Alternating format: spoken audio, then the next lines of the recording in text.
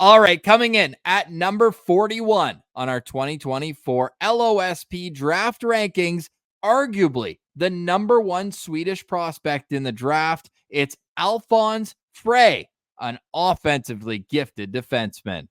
Yeah, Ross, Freij loves to have the puck on his stick in the O-zone, and he loves to rip the pill towards the net with his powerful wrist shot, and he put that on full display in the J20 League over in Sweden, playing with the Lakers.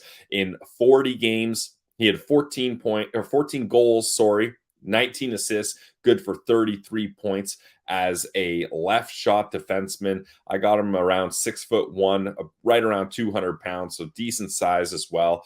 And the confidence that Freij plays with is so obvious.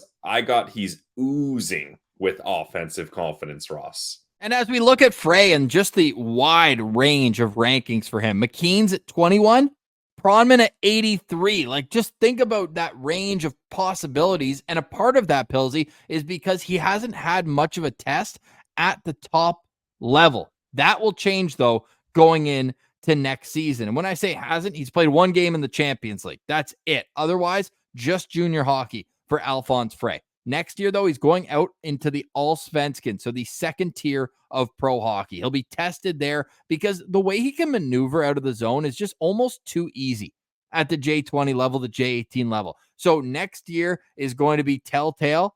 Unfortunately, though, teams don't have the time to wait. You're going to have to make a distinction of whether you're willing to bet on the upside of this 6'0" defenseman. Do you think he has what it takes, that it factor that will bring him to an offensive level against men?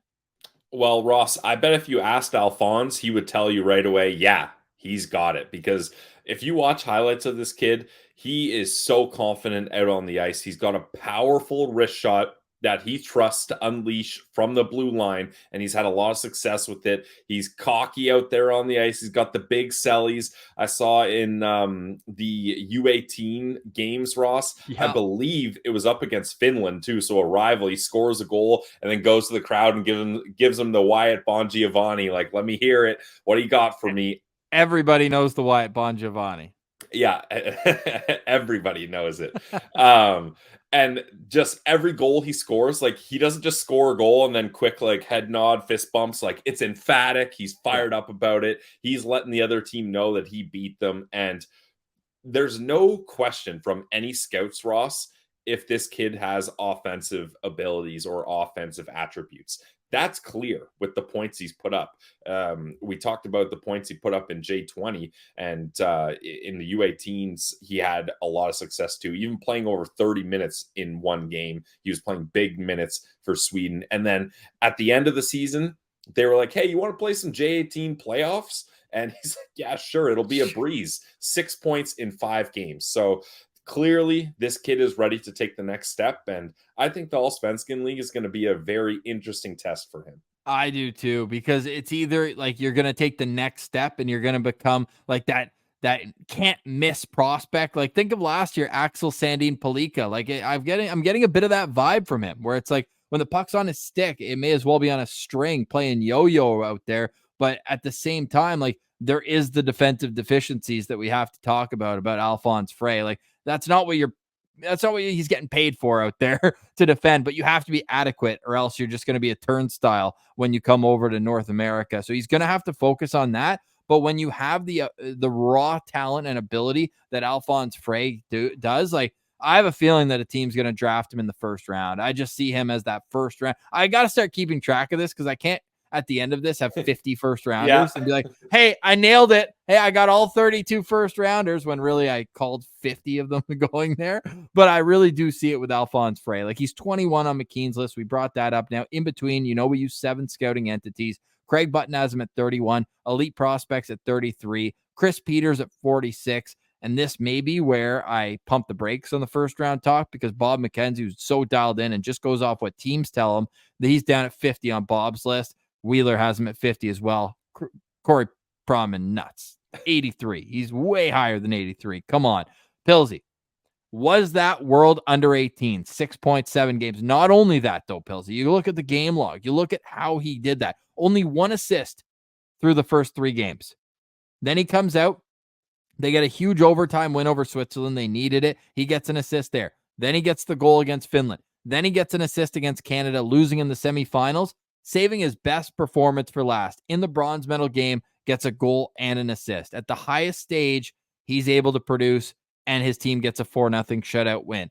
Is that enough, do you think? Or his entire body of work for a coach or an organization more so to fall in love with the player and take him early in this draft? I don't see Freij going in the first round, Ross. I And mean, either. I've been saying it all along. yeah, okay. And it's not really a detriment towards him. It's more there is such a crop of talented defensemen in that 20 to 40 range that I just think he's going to get bounced back just because teams are going to say, hey, we know you can dominate offensively in the J20 league, but we're not sure how you're going to do up against higher competition. And maybe that's not a fair knock because a lot of these players are playing in junior league, so that's fine.